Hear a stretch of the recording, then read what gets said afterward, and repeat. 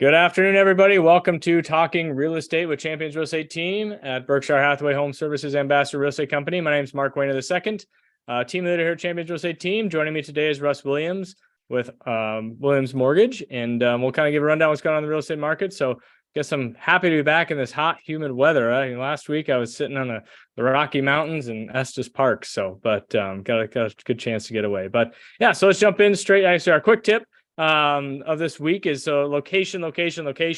So ultimately, when you're looking for where you want to live, my biggest tip to my clients is drive around at different times of the day of the area you want to be in. One thing that comes in the picture that I think that people don't think about is like light pollution or whatever, with if you're buying by a shopping center area, things like that. You don't see that in the day when most of the time when you're looking at properties, especially in the summer, sun doesn't go down until 8:30, 9 o'clock, and go drive around those times and see how much light is in the backyard or shining in windows or things like that you don't even think about. And all of a sudden you move into the house, you're like, oh my goodness, what's going on? And certain, those are things I think of with clients that they don't think about. And being in the business for 15 years and being around it my entire life, hearing stories of people that moved into houses and, I didn't realize this is, those are some things I like my clients to do is if you're serious about, wanting to know where you want to live. Like our office I use, for example, is at Village Point. There's a lot of the houses over here in Pacific Springs, very, very nice houses, but some of them back up to the Village Point Shopping Center. And those lights are on basically from sundown to sun up at the parking lot. And so those houses that may be back to it, you may get used to it or have blackout curtains, but do you want blackout curtains or do you want to get used to it? So I guess that's my long-winded, short, quick tip of the week. So location side of it. So the other thing is that when you drive around different times of day, you can see who's out in the neighborhood. Are there kids? Are there not kids? What's the kind of neighborhood activity? And those are some things too, when you drive around, you can kind of pay attention to, or have drive times and distances to work or hospitals or shopping centers or things like that. So those are all the location side of it. So anyways, I guess jumping into the what's gone on in the real estate market in the last week. So hope everyone had a great Memorial Day. So typically over those holiday weekends, we see numbers down a little bit. Ultimately, people are on vacation. They're not going to list their houses, put them on out there. But we did have 376 new listings go live, 342 new contracts written. That's down. Obviously, last week we had 496 contracts written the week prior to Memorial Day.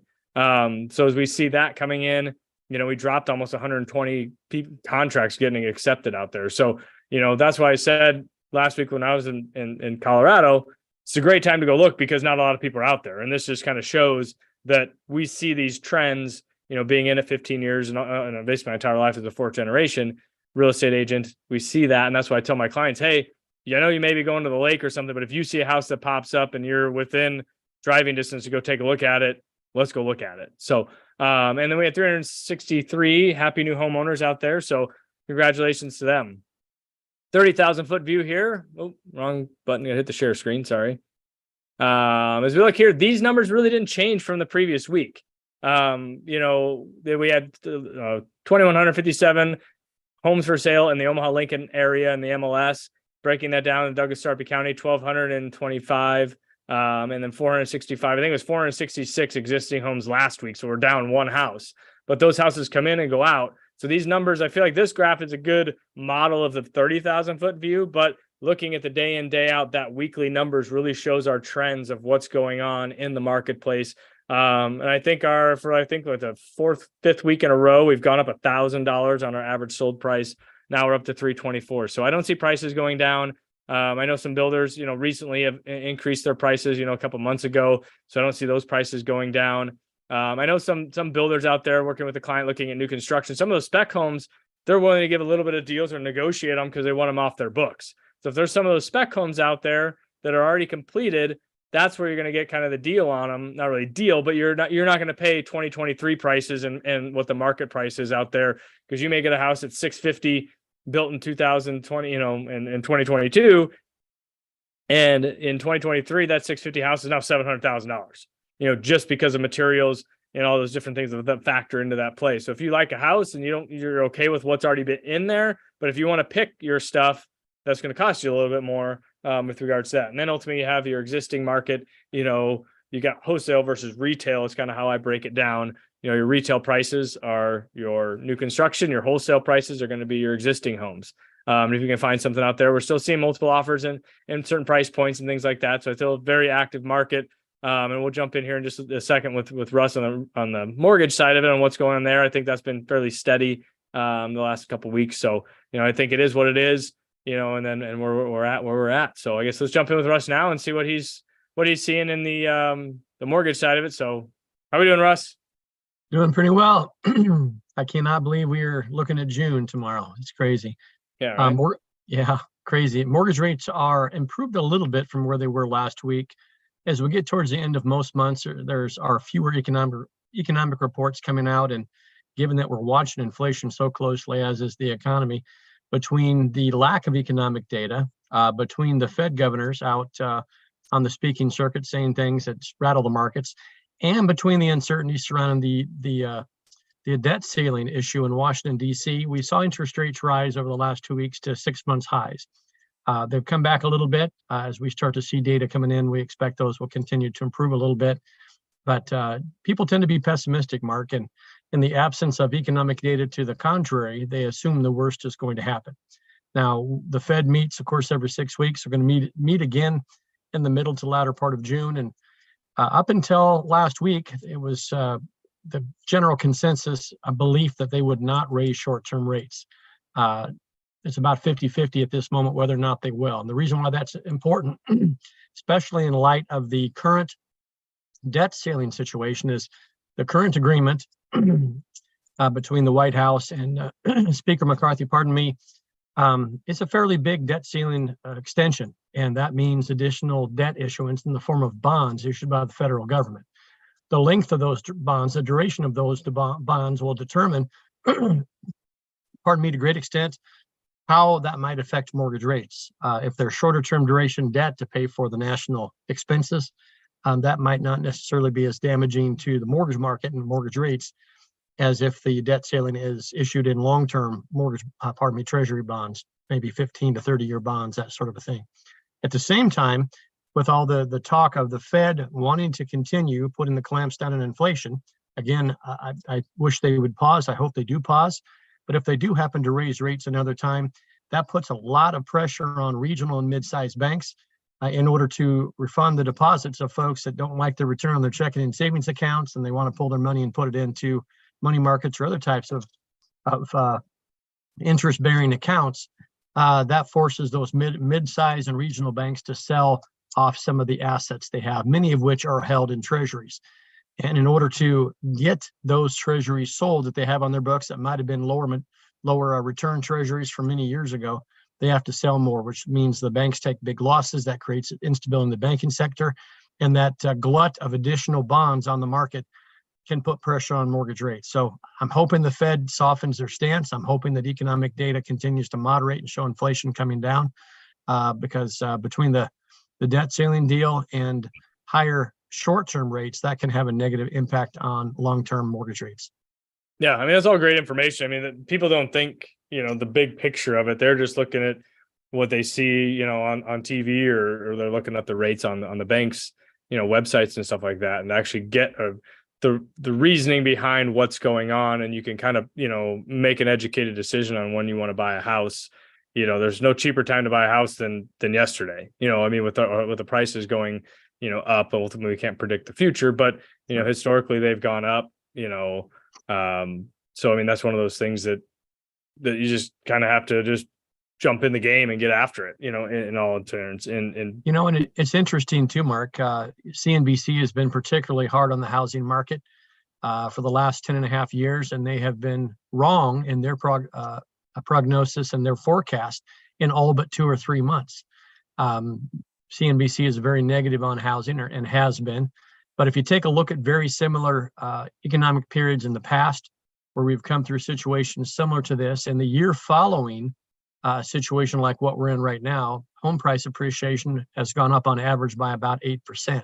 Can we expect that for this market? Maybe not. But we do have more affordability here than we do in other markets. And so the likelihood, especially with the numbers you just showed, where supply is low and demand remains high, if we do see mortgage rates drop later in the year into next year, that's going to probably, just based upon history and the normal laws of supply and demand put upward pressure on home prices. So regardless of rates, buy the house now. You can always refinance in the event that you can reduce that rate by 1% down the road or more. That's great, but you may be paying 3 or 4 or 5% more for the house next year versus this year. So your dollars ahead. Yeah, exactly. So it's just if the timing is right for you now, then I wouldn't even look at rates. I mean, if you're comfortable with purchasing a house today, then now's the time to purchase it. Like you said, if you're going to be there for a long time, you can refinance it 10 years from now. Who knows what the rates are going to be in 10, there's all those things. And you can, as that equity goes up, you're going to drop, even if you have 5% to put down, if it goes up, you drop that mortgage insurance premium. So you save yourself a couple $100 a month. So it's just things like that help soften that. Cause I mean, we talk about real estate investing, from a tenant standpoint, those rents are going up because I just got clients now that have reached out to me on their valuations of their properties. So as those taxes go up, your rent's going to go up because they're going to keep increasing to keep, they're not trying to make a huge profit on those rentals. They're trying to make a little bit of cash flow gain on that equity, but they're not going to eat that increase in valuation and the taxes. That's just going to get passed on because a homeowner is going to increase that because they're going to pay it in their escrow, and their escrow is going to go up in regards to that. So if you can get in and you can gain some of that appreciation from a homeowner standpoint, that's kind of the benefit of difference between being a renter and being a homeowner. You can lock in what your mortgage payment is going to be. Obviously, taxes are pretty much more likely going to be guaranteed to go up every year. I haven't seen very many taxes go down very often, but and I'm happy. My client reached out to me today asking about the valuation, which I have been busy this morning, but I'm going to take a look at that for him and see if there's a valid, argument or rebuttal, a protest to protest that valuation. If we can get it down, great. Let's save that, but inevitably what the county's looking at is the prices are going up. Oh, we haven't caught up to that. So they're seeing, I've seen some pretty big jumps in some of those property valuations from the county assessors out there. So, and they're not wrong. They got to keep up with it. I mean, the cost of everything's going up. So they got to repair the roads in your street, in your neighborhood and things like that. So those costs are going up, those contractors, and they, just kind of just simple economics, man. I mean, it is what it is. So it's the nature of the beast. But if we can help you out in any step of the process, we'd love to help you, whether that's real estate investing, buying your first house, buying a second house or anything like that. We'd love just to sit down and chat with you and give you what our thoughts are and a game plan. We say that many times on this show, that we can help you, just get the information that you need. If we don't have that information, we'll find it for you and get you the right resource, so you can make that best decision for you, for your family, for your investment decisions, in regards to that. So anyways, you have anything else for us? That's it. The best 2 times to buy are 20 years ago and today. Yeah. I was just talking to an agent here in town or in my office, just outside my office, literally. And we were talking about Hearthstone homes. And he's like, yeah, I bought mine for 130, 6 years ago, and they're selling for 230, 250 right now in the area that we were discussing. He's like, I wish I'd have bought 10 of them. I mean, think about that. $100,000, you buy 10 of them, 10 years, 6 years ago, it's like, you wish you would have, but you never know. You always think it's expensive now, but when you look back in history, it's probably one of the better investments that you can make. So, but, and there's things that go along with being a landlord. As I know, I just had my first eviction yesterday. So that was a fun process. So I've been through it all. So, but as I'm educating myself throughout the process, so as always learning. So if you have any questions, I'm happy to help you. 672-7670, or give Russ a holler, 290-8936. And we're always happy to help, and take care. And we'll see you guys next week, and enjoy the weather out there.